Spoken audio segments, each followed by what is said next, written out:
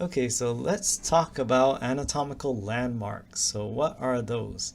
Well, this is like, this, I think there's a version of this in the OpenStax version, but these are surface landmarks talking about major regions. So as you can see, major landmarks, I'll upload this later, and notice that there are frontal landmarks, upper and lower ones, and you also have landmarks on the back as well.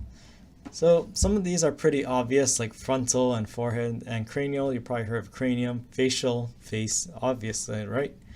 But how about here? So there's many things that can describe the eye. So you might hear things like, what is he wearing right here? Well, he's wearing a monocle, right? Or when you have binoculars, where do you use them on? Use them on your eyes, right? Or if you have an Oculus Rift, what do you use? You use it on your eyes. So ocular or orbital is often used to describe the eye. Now over here we have the ear, right? So ear, so otic is often used, audio here as well. So otic refers to ear. So otitis refers to infection of the ear. So, or actually inflammation of the ear. So otic is a term for the ear. And I think, so this was back like, I think around the Rio Olympics, like in 2016, when we thought Zika was the worst thing. They often encountered something called microcephaly in pregnant women who were infected by the Zika virus. So notice that these children, they end up with smaller than normal heads. So cephalic, so that is a useful term that means the head. So sometimes, or there's another condition that can affect infants when they have too much, their heads are swollen up and it's due to a lot of fluid accumulating there. So that's all called hydrocephaly. So whenever you hear that term cephalic, that refers to a head. And okay, this is a silly mnemonic I have, but what's this candy? Chat, tell me what the candy this is.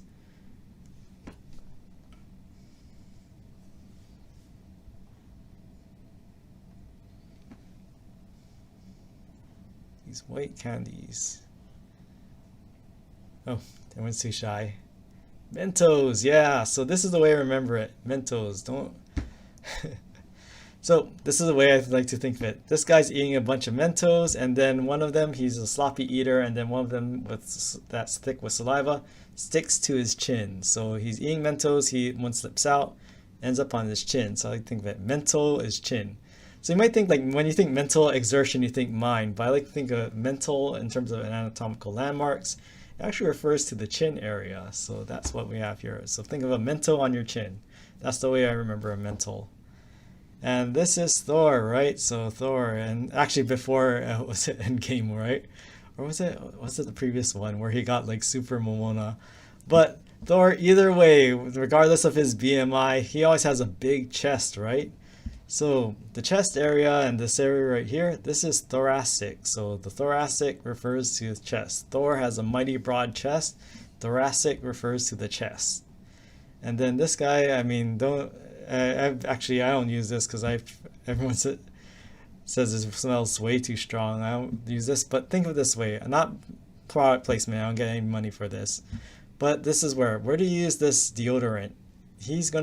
Pretend he has stinky pits. Where is he gonna use that deodorant? He's gonna use it as armpit. So axillary or axilla, that refers to armpit. So this is the way you can think of it. If this goes out, I'll stop selling, then I can't use this mnemonic anymore. The thing is like, oh, his axillary area smells so bad, he's going to use axe on it. So axillary is the armpit. And oh my god, this guy, he injected so much into his biceps that they broke. So yeah, his arms are so big they broke. In fact, he breaks his arm by exercising it and injecting it with lot. So think of it, arms are so buff and so swole that they end up breaking.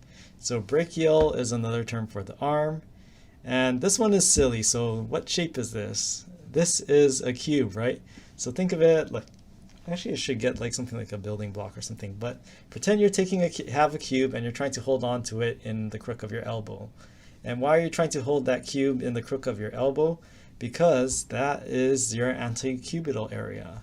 So antecubital is the front of the area of the elbow. And why is it important to know all these? Well, some of these, like if you're talking about the cubitus of their arm or median cubital vein, where do you find it? You find it in this area.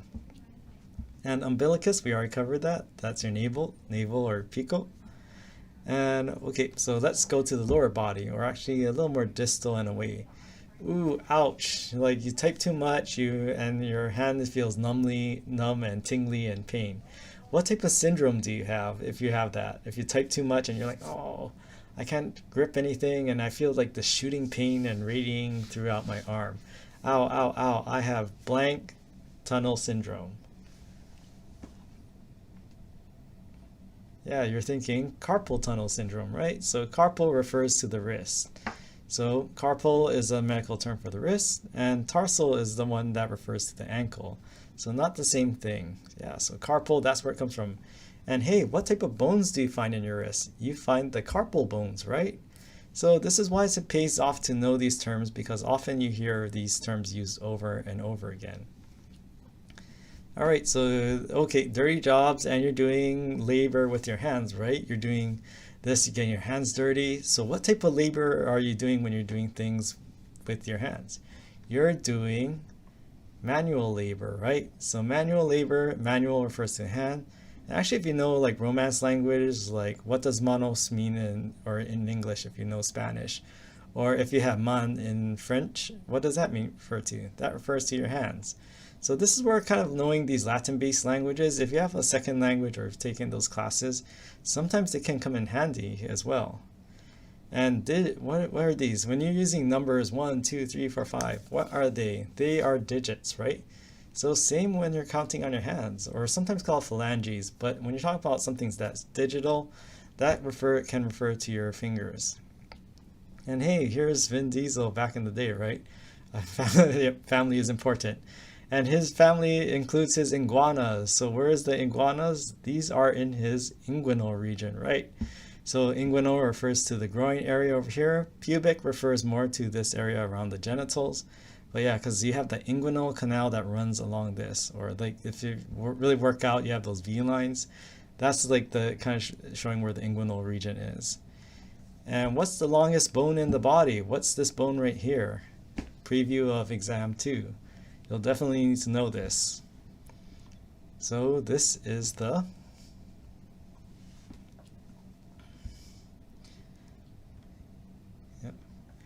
Yep, that's the femur. So yeah, that big long thigh bone, right? So femoral refers to the thigh, and now you know at least one of the bones now. And this one, okay, this is hit or miss, but think of it this way. So here you have PHYL and you have pastelle stew here, right? So if you're balancing a bowl of pastelle stew on your knees, and why are you balancing a bowl of pastelle stew on your knees? Because you're balancing your pastelle stew on your patellar area. So patellar refers to your kneecap. So that's one right there. And ooh, this guy is trying to get in the World Cup, and then someone kicked him in the shin. That was a cruel thing to do, right? So think of it this way. If someone kicks you in the shin, that's a cruel thing to do. So the cruel area is your legs. Then you have tarsal, so again, carpal wrist, tarsal ankle. And hey, what do you pedal a bike with? You pedal it with your foot, right? So the pedal part refers to your foot. Pedal is an anatomical term. And you also have digits and phalanges in your toes. So usually I'll specify when I talk about digits, like if it's in the hands or the feet. But just know that the feet, the digits and are actually everything except your thumb right here, and everything except the big toe. These are digits. So the smaller ones, these are digits up here in the hand, and smaller digits here in the foot. So the interesting thing is that the pollex is your thumb on either side, and your hallux is your big toe or your great toe. So think of it this way. When you're dialing, so which are you going to dial? Like often these get confused with people who are still learning anatomy and physiology. So if you're trying to dial, like say you see something crazy going on and you're trying to dial the police, what are you going to do? Are you going to use your hand? You're going to dial it 911, right? With your thumb, right? So I think of that. If you're trying to dial the police, you can dial 911. And hallux. So this works if you know Pidgin, right? So which is more likely to be, this is my mnemonic for knowing the hallux. So H, so I like to think the hallux is hauna. So hauna is like local term for stink. So if you say did a big hike at Manoa Falls, your foot gets wet, And at the end, your hallux is hauna. So they both start with H. Hopefully you don't have a stink thumb, but think of it this way. After a long way exercise, the hallux can get hauna. So H starts with H. And here we have our cephalic and cervical, so the back landmarks. And hey, acrobats. Acrobats and gymnasts, they need really, really strong shoulders, right? Why is that? Well, because that acromial area is your shoulder. And actually there's something, when we get to the bones, there's something called the acromion that refers to the point of the shoulder. So this is why acromial is a very good thing. So think about it this way. Acrobats, anyone doing gymnastics or any of those stunts, they need strong upper body strength and they need strong shoulders. Therefore, the acromial is the shoulder. And what fin is this on a shark or a dolphin? I'm not a zoologist, so I can't really tell. I forgot where it's. But when you're talking about this back fin on a shark, dolphin, or any sort of fish, what is that? Or even whales too. Marine creatures. Yeah, that's the dorsal fin. Great. Yeah, so the dorsal refers to the back. So in terms of general, it can refer to the back of anything. Even your hand has a dorsum. So this is the dorsum of your hand versus your palm. So dorsal refers to the back surface of something. Great. And okay, this is another silly thing. So say you're going through your mom or grandmother, say you have like very ashy elbows. And if you have very ashy elbows, you want to moisturize, right? So if you have ashy elbows, then you're trying to moisturize it with Olay cream. So why are you moisturizing your elbow with Olay cream? Again, this is in product placement because this is an olecranon part of your body. So olecranon refers to the point of your elbow versus antecubital, which is the front. So think of it this way. You have ashy elbows and you're rubbing Olay cream. So that's why you're rubbing Olay cream on your olecranon part of your body. And then down here to the glutes. I know I had to censor this for Twitch. So here we are, I talked about our lumbar region, that's your lower back or loin. And this one, what is this? Story time, pretend this a bit before times, hopefully we'll return to it. And then things calm down and booster works, hopefully, yeah. Okay, that aside, but okay, so pretend you're in the movie theater and you're eating this blue popcorn, but actually it's not quite blue, it's actually a certain shade of bluish green. So you're eating this teal popcorn and then you spit your messy eater and it falls below your knee. In fact, it's trapped under your knee. So you have all this teal popcorn underneath your knee. So why do you have this teal popcorn in your popliteal area? I know that's the best I can do. If you can have something better, you can give it to me and I'll share it with the class. But yeah, popliteal refers to that back area of the knee. And there are many things like there's blood vessels, there are ligaments named after that popliteal area, so that's why it's important to know.